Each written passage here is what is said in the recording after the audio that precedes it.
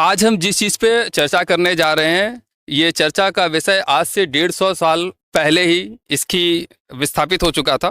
और हम बात करते हैं वंदे मातरम की। जब बात वंदे मातरम की आती है तो बात आती है बंकिम चंद्र चट्टोपाध्याय जी की, जिन्होंने 1875 में ही इसको लिखा था और पहली बार ये आनंद मठ में प्रकाशित हुआ। अगर देखा जाए तो फिर रविन्द्रनाथ टैगोर ने इसको कलकत्ता के कांग्रेस अधिवेशन में सबसे पहले गाया था और 1950 में ये राष्ट्रीय गीत के रूप में हमारे संविधान में आया। बात आती है वंदे मातरम की। वंदे मातरम का मतलब ये होता है कि अ, वंदे मतलब होता है आराधना या पूजा, और मातरम का मतलब माँ से मतलब होता है, जिसको आज की डेट में हम भारत माता के रूप में उसको पूजते हैं या माँ के रूप में पूजते हैं। बात वंदे मातरम की जब भी होती तो ऐसा कोई भी व्यक्ति नहीं है जिसको वंदे मातरम ना पता हो कि वंदे मातरम है क्या चीज़। लेकिन बात सिर्फ वंदे मातरम जानने की नहीं है, उसको अपनाने की है। और अपनाने के साथ साथ वंदे मातरम हमें जब माँ का नमन करना सिखाता है तो कहने का मतलब है कि हम उनका अनादर नहीं कर सकते हैं, हम अपनी संस्कृति का अनादर नहीं कर सकते हैं, हम अपने धर्म का अनादर नहीं कर सकते हैं, और हमारा सनातन धर्म इसकी आज्ञा भी नहीं देता है। तो आज की जनरेशन को सिर्फ वंदे मातरम गाना नहीं आना चाहिए। कहने का मतलब है उसके पूरे भावार्थ को उसको उसके अंदर उसे समाहित होना ही पड़ेगा, और तभी वंदे मातरम का सम्मान होगा। सिर्फ ये नहीं कि हम वंदे मातरम गा दिए लेकिन हम उस चीज़ को अपने जीवन में नहीं अपना पाए तो उसका कोई भी बेनिफिट नहीं है। और इसीलिए आज हम हमारे इस चर्चा में मेजर राकेश शर्मा हैं जो शौर्य चक्र विजेता है, वो शामिल हुए हैं। और सर, मैं आपसे पूछना चाहूँगा कि सिर्फ वंदे मातरम को गाना ज़रूरी है या वंदे मातरम को लोगों के अंदर समाहित करना ज़रूरी है? इस पे आपकी क्या राय? बहुत बहुत धन्यवाद अविनाश जी। सर्वप्रथम मैं बहुत आभारी हूँ कि इस पावन स्थान पर, त्रिवेणी संगम पर, हम ये इतनी इम्पोर्टेंट चर्चा कर रहे हैं।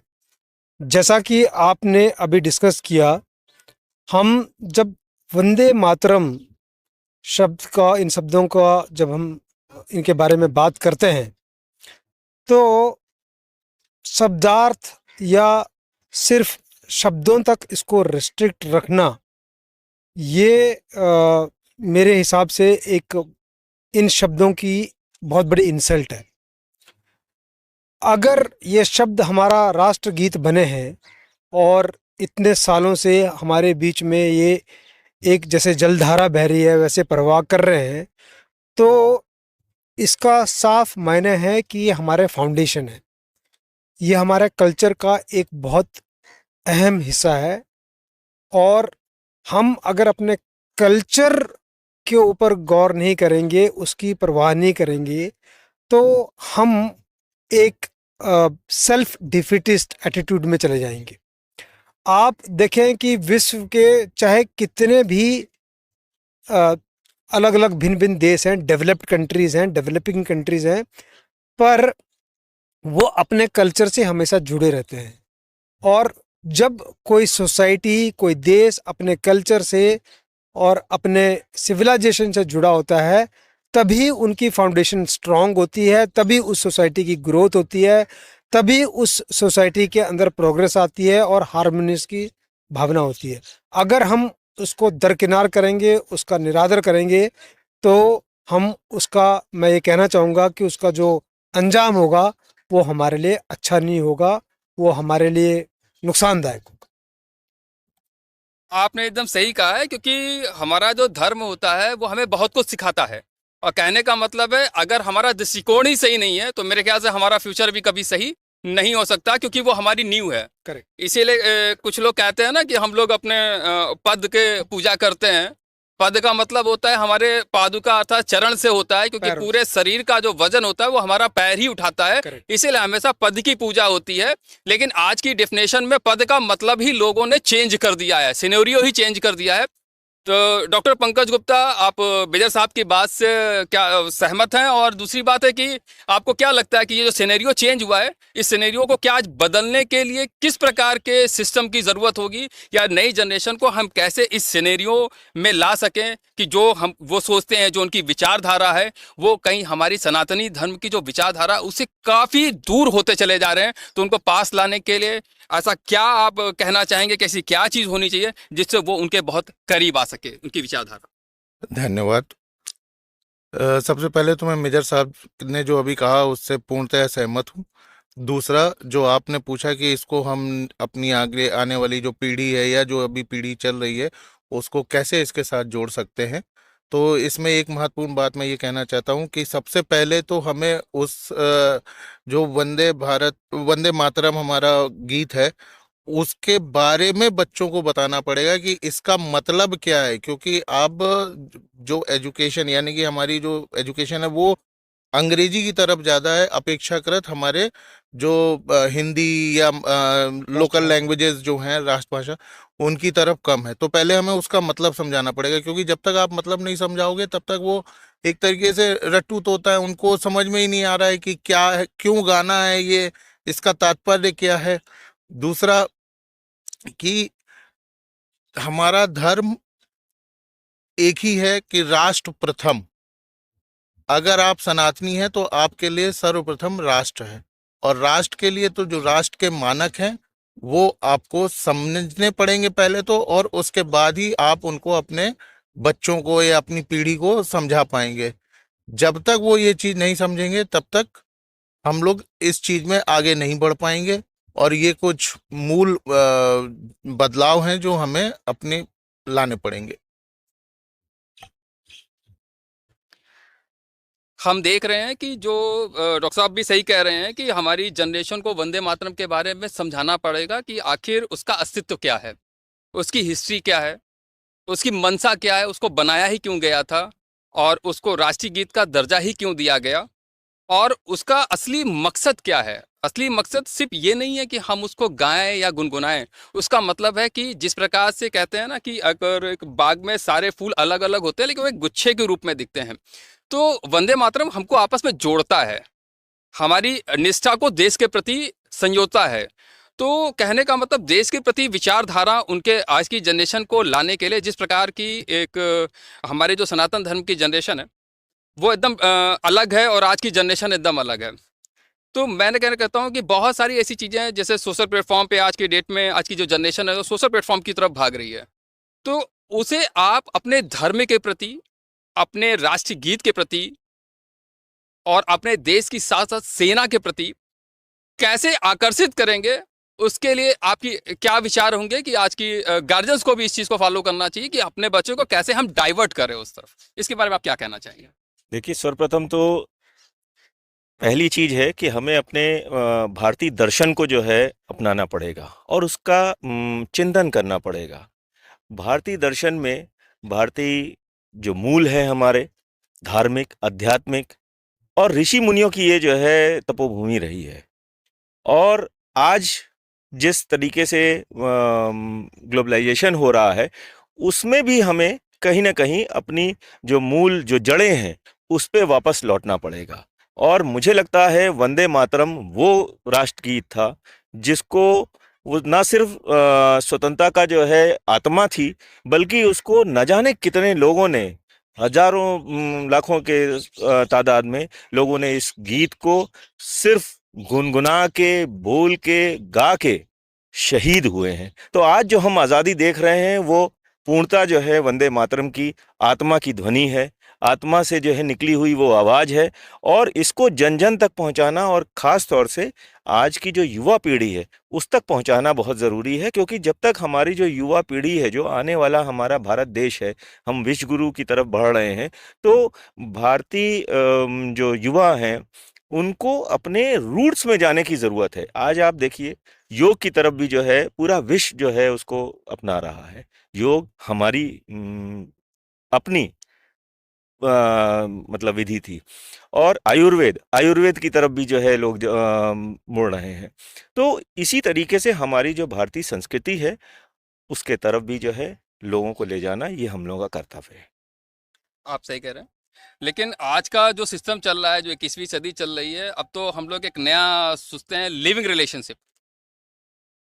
मेजर राकेश शर्मा मुस्कुराया कि मैं ऐसी चीज़ पे कटाक्ष कर रहा हूँ कि बात तो वंदे मातरम की हो रही है, लेकिन वंदे मातरम हमें बहुत कुछ सिखाता है, अनुशासन सिखाता है, और सबसे बड़ा वंदे मातरम हमें अपने चरित्र को अच्छा करना सिखाता है।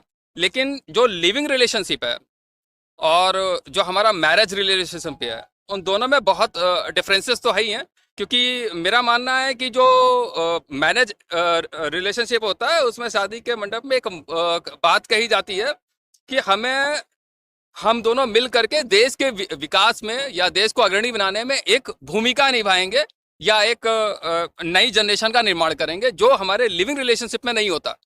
मतलब कहने का मतलब है कि यहाँ पे एंथिटिसी है कि आप कुछ ना कुछ नोटिफिकेशन कर रहे हैं, कुछ चीज़ें वो कर रहे हैं, लेकिन लिविंग रिलेशनशिप में ऐसा कोई भी सिस्टम नहीं होता। तो मैं मेजर राकेश शर्मा से इस पर राय चाहूँगा कि क्या ये जो नया सिस्टम आ रहा है तो इसका आप समर्थन करेंगे या इसका विरोध करेंगे? देखिए, ऐसा है कि जो हम लोग, क्योंकि आजकल हम ये कहते हैं कि the world has become a global village. एक संसार इतना छोटा हो गया है because of communication and modern facilities कि सब कुछ आपकी पहुंच के अंदर है। हमारे देश में हुआ क्या है पिछले चंद सालों में कि हम बहुत ब्लाइंडली जो वेस्टर्न कल्चर है उसको हम एप कर रहे हैं, उसको हम छाप रहे हैं अपने अंदर। हमारे अंदर अनफॉर्चुनेटली इतना विवेक नहीं बचा है कि हम उसमें से ये छंटनी कर पाएँ कि कौन सी चीज़ है जो पॉजिटिव है और जिससे हम कुछ अच्छा कर सकते हैं, जिसको हम वेस्ट से उठाएं, और कौन सी चीज़ है जिसको हम रिजेक्ट करें। जो आपने अभी व्याख्यान किया लिविंग रिलेशनशिप, ये एक ऐसी प्रथा मान लें या कुप्रति मान लें इसको आप, वो ऐसी एक कुप्रति है जिसको हमने ब्लाइंडली उठा लिया है और अब हम देख रहे हैं कि ये भारत की हमारी सोसाइटी में कॉमन होती जा रही है।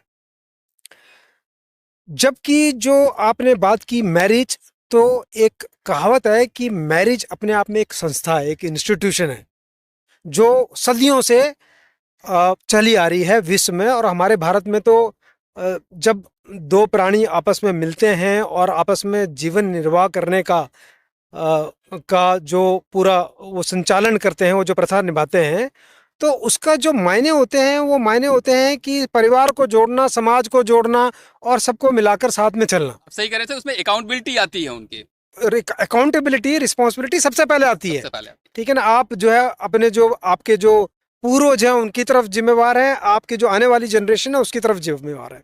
जो लिव इन रिलेशनशिप है वो रिलेशनशिप जो है 1 महीना है, 2 महीना है, 3 महीना है, उसके बाद पता लगा कि वो 6 महीने बाद लिव इन रिलेशनशिप के जो पार्टनर है वो बदल गए, वो नए पार्टनर आ गए।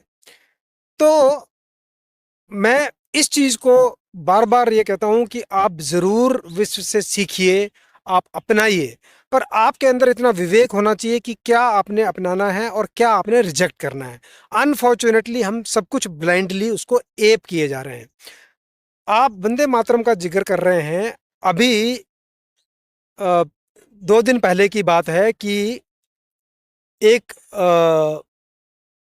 इंसिडेंट हुआ, जिसमें पहले भी हो चुके हैं इंसिडेंट, पर अभी रिसेंट वाला लेटेस्ट इंसिडेंट मैं आपको बता रहा हूँ कि एक थिएटर में मूवी से पहले राष्ट्रीय गान जो बजाया गया, तो उसमें 2 लोग थे जिन्होंने वहाँ पर सीट से उठने में उठे नहीं, हो राष्ट्रीय गान के लिए नहीं उठ पाए।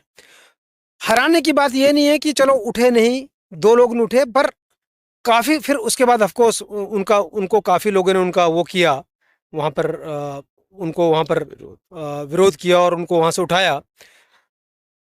लेकिन उनके फेवर में भी मैंने देखा कि काफ़ी लोग कि भाई इनका इंडिपेंडेंस है, इनकी मर्जी है। तो ये जो मर्जी है, जो इंडिपेंडेंस है, ये हम ब्लाइंडली एप कर रहे हैं फ्रीडम के नाम पर, कि हर चीज़ की फ्रीडम। तो वंदे मातरम को भी रिजेक्ट करने की फ्रीडम, राष्ट्रीय गान पर ना उठने की फ्रीडम।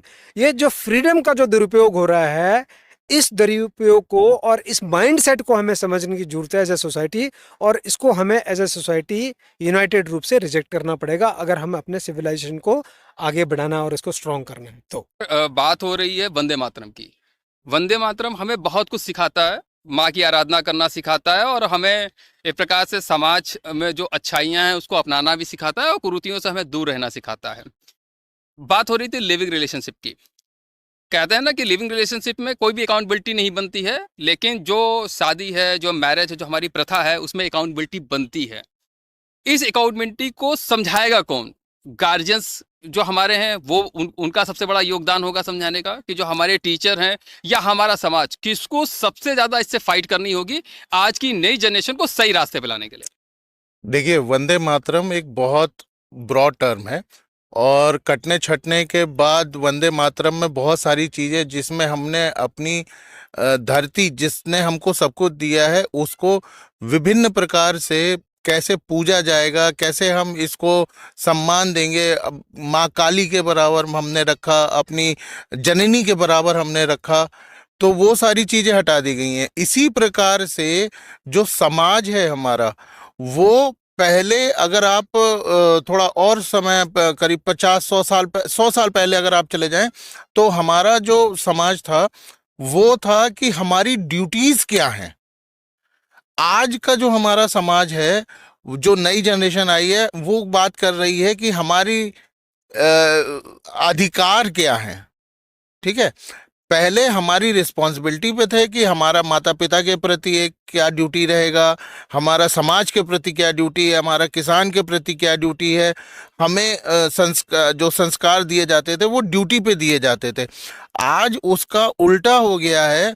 अब लोग जो जो नई जनरेशन है उसको, जो हमारे मैकाले और उसके बाद से अगर आप पूरा कम्युनिस्ट और वो सारा लेते हुए चले जाएंगे, तो आपका जो यूरोप या यूएस में या मतलब अमेरिका में है कि वहाँ पे आपकी अधिकार की बात होती है, ना कि आपकी रिस्पॉन्सिबिलिटीज के बारे में। तो जब वो अधिकार की बात यहाँ पर आ जाती है, वो एक जो हमारे यहाँ पहले बच्चों को अंदर संस्कार दिए जाते थे कि भैया आपकी ये अपने बहन के प्रति ये रिस्पॉन्सिबिलिटी है, बहन के सास ससुर के प्रति ये रिस्पॉन्सिबिलिटी है, समाज में जो वृद्ध महिलाएं हैं या वृद्ध पुरुष हैं उनके प्रति ये है। तो अब वहाँ उल्टा है कि मेरा क्या अधिकार है, ये मेरा अधिकार है। जैसे सर ने अभी बताया कि एक पिक्चर हॉल में दो लोग उठे नहीं, तो वो अधिकार की बात वहां पे आने लगी, ये मेरा अधिकार है, मैं उठूं चाहे ना उठूं। लेकिन जहां दायित्व होता है कि ये मेरी ड्यूटी है, वहां पे चीजें एकदम से चेंज हो जाती हैं। इसी चीज को हम जैसे अभी आपने मुझसे पूछा कि लिविंग रिलेशनशिप में कैसे इसको आप लेते हो। लिविंग रिलेशनशिप इज अ अधिकार kind of thing which the new generation has been adopted from the west. ये हमारे यहाँ के संस्कार नहीं है। हमारे यहाँ के संस्कार में ड्यूटी हुआ करती थी कि ड्यूटी पहले। इसी प्रकार से जैसे जो भी आज समर्पित लोग हैं उनके लिए राष्ट्र प्रथम है। हमारी ड्यूटी है कि हम अपने राष्ट्र के लिए क्या करें। जैसे कई लोग होते हैं ना कि पढ़ लिख लिए यहाँ पर, एजुकेशन फ्री में ले ली गवर्नमेंट की यहाँ पर, लेकिन कहते हैं कि साहब हमको देश ने दिया क्या।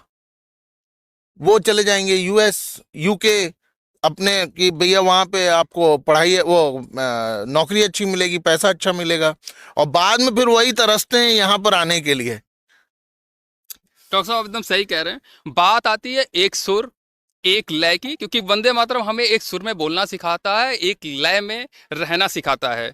लेकिन सर ये जो सुर और लय का जो डिस्टरबेंस हो रहा है, उसको आप अपने सेना के नज़रिए से कैसे देखते हैं? और जो हमारी जो जनरेशन है उस जनरेशन को और हमारे देश के जो कानून हैं, क्या उसमें कुछ फेरबदल की ज़रूरत है कि हमारी क्योंकि हमारे यहाँ कहते हैं ना कि सर कि बिना कहते हैं ना भय बिना प्रीत नहीं होती है, तो ये कहावत क्या आज की नई जनरेशन पे क्या लागू होती है? देखिए, ऐसा है कि जहाँ तक सेना की बात है, तो सेना तो का जो जज्बा है और जो सेना के अंदर जो कमरेडरी है, वो तो हमेशा ही राष्ट्र प्रथम के बारे में सिखलाती है, बात करती है। एक मेरे को पंक्तियाँ मैं आपको जो मैं अपने दिल से आपसे यहाँ पर लेके आ रहा हूँ कि मैं मर भी जाऊँ तो मेरी इतनी पहचान लिख देना, मेरे लहू से मेरे माथे पर नाम हिंदुस्तान लिख देना। तो ये सेना का जज्बा है, ये मेरे शब्द नहीं है, ये अंदर का जज्बा है। अब क्या है, क्योंकि जैसा मैंने आपसे पहले बताया है कि डिस्ट्रैक्शंस हमारी सोसाइटी में इतने ज़्यादा हो गए हैं, चॉइसेस इतनी ज़्यादा हो गई हैं कि उससे जो समाज का जो हमारा एक माला पिरोने का जो तंत्र था, वो तंत्र अब धीरे-धीरे बिखर रहा है। और मेरे से बहुत लोग बोलते हैं कि भाई सेना के अंदर अगर ये जज्बा है, तो यही जज्बा पूरे समाज में क्यों नहीं हो सकता है? तो मेरा ये मानना है कि बात ये नहीं है कि वही जज्बा क्यों नहीं हो सकता है। बात ये है कि क्या हमारा जो समाज है, वो समाज जो हमारी हजारों साल, हमारी जो सभ्यता है, भारत की जो सभ्यता है, वो संसार में सबसे पुरानी सभ्यता में से है, सबसे रिच सभ्यता है, सबसे कल्चर्ड सभ्यता है। तो हम उसको इंटैक्ट करके और उसको एकजुट, एक माला की तरह पिरोकर कैसे आगे ले जाएं, ये चैलेंजेस हमारे समाज के सामने अब आ रहे हैं। और जब ये चैलेंजेस आ रहे हैं तो जरूरत है इस बात की कि हम वापिस बैक टू दी, जो हम बोलते हैं कि back to the ground work, हम स्क्रैच वर्क पे दोबारा जाएं और हम देखें। अब मैं आपको एक एग्जांपल देता हूं बड़ा प्रैक्टिकल सा। बहुत लोग इस चीज़ को अब शायद रिलेट कर पाए। अभी कुछ दिन पहले ऑपरेशन सिंदूर हुआ। ऑपरेशन सिंदूर में जो टेक्नोलॉजी का इस्तेमाल हुआ, क्योंकि ना हमारी सेना उस तरफ गई ना उनकी सेना इस तरफ आई, टेक्नोलॉजी बेस्ड वॉर हुआ पूरा का पूरा। अगर आप देखेंगे तो ये टेक्नोलॉजी, अगर आपको ध्यान हो तो रामायण सीरियल था, उसमें सेम टू सेम आपको देखने को मिलती है। तो हम पागलों की तरह उस चीज़ को ना भाग रहे हैं, एक दौड़ लगी हुई है जबरदस्ती की, ना होश है ना हवास है, और हम उसको वैसे ही वहाँ से उठाए जा रहे हैं। जरूरत इस बात की है कि हम सबसे पहले जो हमारी जो कल्चर है, हमारी जो सभ्यता है, उसके अंदर जो गुण हैं, उसके अंदर जो डेप्थ है, उसको पहचाने और उसको हम फिर अपने समाज में हर जगह, खासकर आइसोलेटेड जहाँ पर एलिनेटेड सोसाइटीज़ हैं, जो ग्रुप्स हैं, वहाँ पर हम उनके बारे में चर्चा करें, उनके बारे में इवेंट्स करें, उनका इंटरेस्ट बढ़ाएं, उनको मैंडेटरी करें कहीं पर जहाँ पर पॉसिबल है। तो मेरे ख्याल से जो है इसका ओवरऑल इम्पैक्ट होगा वो समाज के ऊपर पॉजिटिव होगा। आपने एकदम सही कहा सर। मैं अभी एक कॉलेज के फंक्शन में गया हुआ था और मैंने बच्चों से जनरली एक छोटी सी बात पूछी कि भगवान का क्या मतलब होता है। उन्होंने बोला ईश्वर, लक्ष्मी, कोई पार्वती, कोई कुछ। तो मैंने कहा देखो यार, भगवान का मतलब जो सिंपल से है कि भा माने होती भूमि, करेक्ट। पृथ्वी, मतलब आप पृथ्वी की पूजा करो। यस। गा का मतलब गगन, आकाश। वा का मतलब वायु, हवा। और आ की मात्रा लग रही थी अग्नि। और ना का मतलब नीर, मतलब पानी। करेक्ट। क्योंकि हम पंच तत्वों से मिलके होते हैं, इसीलिए हमारे पास 5 उंगलियां हैं। यस। कहीं भी देखिए पैर, हाथ, कहीं भी देखिए 5 उंगलियां, क्योंकि हम पंच तत्वों से मिलकर बने हैं। और ईश्वर ने इसलिए 5 उंगलियां दी कि आप इन पंच तत्वों को हमेशा अपने दिमाग में रखिए। तो डॉक्टर साहब, मेरा आपसे पूछना है कि आखिर इन पंच तत्वों के बारे में और उन पंच तत्वों की पूजा, क्योंकि हमारी कोई भी पूजा बिना पंच तत्वों के पूरी नहीं होती है। तो ये हमारे जो नई जनरेशन है उसके संस्कार में ये पंच तत्वों को हम कैसे लाएंगे, क्योंकि वो इनसे बहुत दूर होते जा रहे हैं। तो इसके लिए आप क्या कहेंगे अपनी तरफ से? देखिए, इसका सीधा सा जो है एक ही निवारण है। वो है कि अपने आने वाली जो जनरेशन है, जो युवा पीढ़ी है, उसको हम अपनी पुरानी जो सभ्यता है, और जैसा कि मेजर साहब ने कहा कि हमारी सभ्यता जो है सबसे पुरानी सभ्यता में से एक है। और ये देश ही पूरा, भारत देश में ऋषि मुनि और लोगों ने पंचतत्व की बात की है। और आज भी जब भी सनातन धर्म में जो है किसी की मौत होती है और उसको हम लोग जो है अग्नि में समाहित करते हैं, तो उस समय यही कहते हैं कि पंचतत्व में वापस जो है विलीन हो गए। ठीक, पंचतत्व से ही हम बने हैं और वापस उसी में जाना है। ये बात हमको अपने युवाओं को समझानी है, और ये इसका दायित्व भी हमारा ही है, क्योंकि हमारी जनरेशन ही वो जनरेशन रही है जिसमें सबसे ज़्यादा जो है चेंज देखे हैं। चेंज मैं इसलिए कह रहा हूँ क्योंकि अगर आप प्री इंडिपेंडेंस देखें, तो प्री इंडिपेंडेंस एक अलग तरीके का एरा था। उस समय जो है हमारा देश जो है गुलामी से में चल रहा था। ठीक है, एक दूसरी तरीके की प्रथा हम लोग के ऊपर जो है थोपी गई थी। लेकिन अब हम आज़ाद हैं। अब हम खुले मन से, खुले गगन के नीचे अपनी जो पुरानी हमारी संस्कृति है, हमारे जो मूल हैं, हमारे जो वैल्यूज़ हैं, जो रिचुअल्स हैं, उनको फिर से पुनर्स्थापित किया जा सकता है। और वही करने का कार्य जो है अब हमारी इस पीढ़ी का दायित्व है। और जहाँ तक मुझे लग रहा है, इस समय जिस तरीके का माहौल चल रहा है, जिस तरीके का सारी टेम्पल्स को जीर्णोद्धार किया जा रहा है, जो हमारी प्रथा है उसको जो है पुनर्जीवित किया जा रहा है। तो आने वाले समय में जो है हमारे बच्चे भी जो है इन चीज़ों को जो है समझ रहे हैं और आने वाला समय बहुत ही भाग्यशाली होगा। डॉक्टर साहब ने एकदम सही कहा। लेकिन आज जो हमारी जनरेशन है, जो युवा पीढ़ी है, एक कहने को होता है कि वो कुछ नहीं समझती है, लेकिन वो सब समझती है।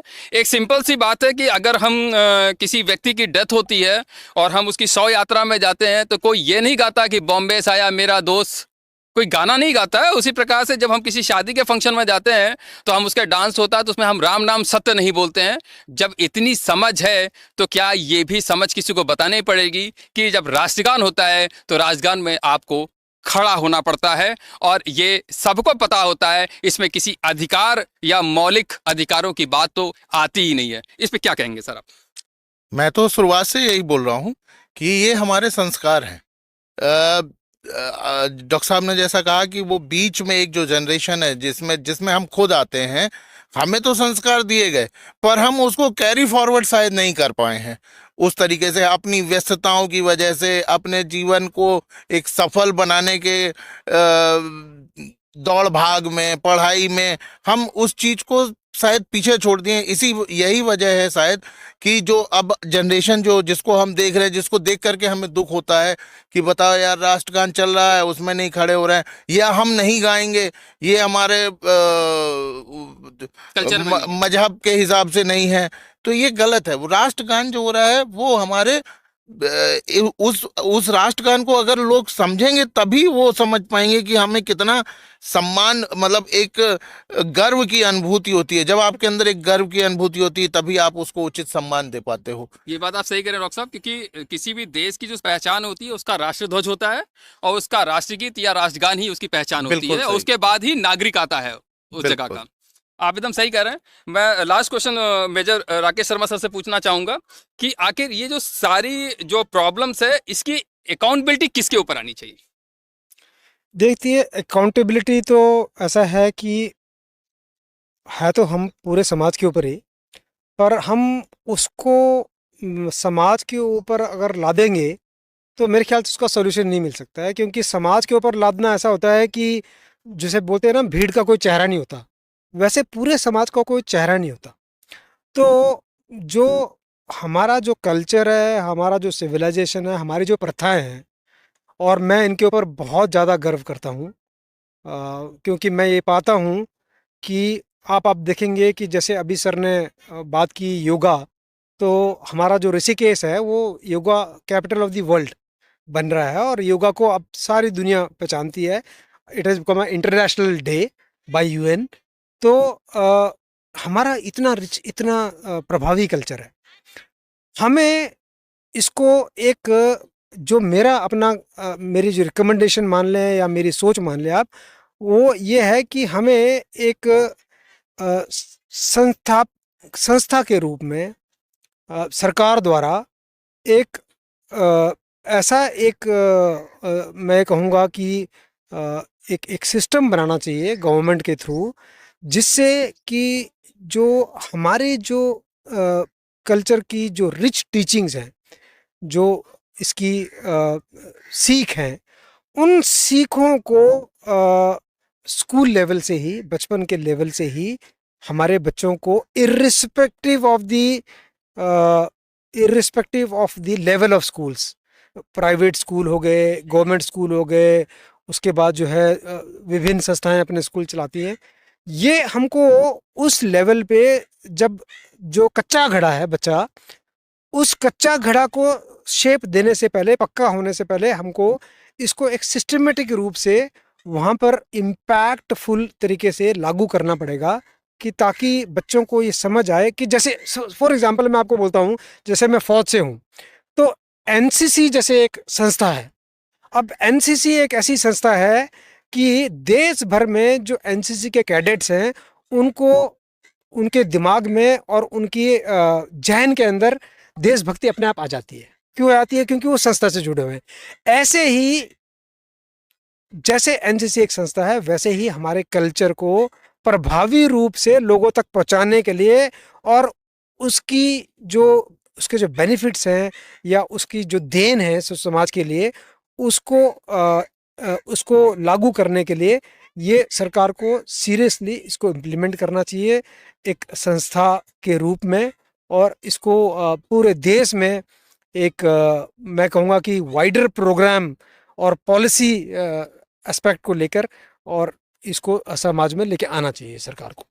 मेजर साहब, मैं आपकी बात से सहमत हूँ काफी हद तक, लेकिन हमें इसके शायद जड़ में जाना पड़ेगा कि इतने ये जो हमारी जनरेशन्स में गैप चेंज आया है उसके पीछे कारण क्या है। शायद कुछ लोगों ने बहुत बुद्धि लगा के बहुत आगे का सोच करके सिस्टमेटिक तरीके से इस चीज को खत्म किया है।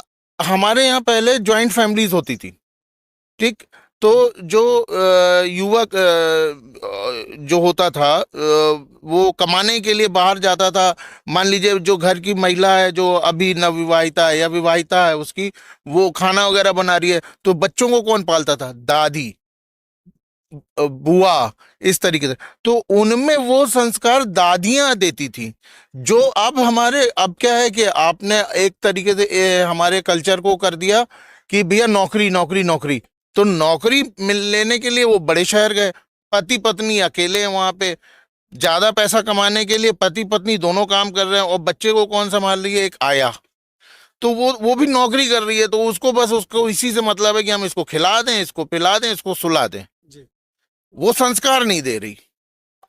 तो डॉक्टर साहब आपकी भी सहना सही है, लेकिन मैं आज के भारत की जितनी भी यंग जनरेशन है उनसे सिर्फ एक बात कहना चाहूँगा, क्योंकि ज्ञान हमें विघटन नहीं सिखाता, ज्ञान हमें अपमान करना नहीं सिखाता। ज्ञान एक ऐसी चीज़ है जो हमें लोगों से जोड़ना सिखाता है, और जिस दिन हम ये समझ जाएंगे कि लक्ष्मी आती और जाती है लेकिन ज्ञान हमेशा आपके साथ रहता है और आपके जाने के बाद भी वो आपके साथ बना रहता है, क्योंकि विवेकानंद को आज भी लोग याद करते हैं, सुभाष चंद्र बोस को आज भी लोग याद करते हैं। ये आपको डिसाइड करना है कि आपको विवेकानंद बनना है, सुभाष चंद्र बोस बनना है, या आपको इस सिस्टम में विलुप्त हो जाना आपको करना है। जय हिंद, जय भारत।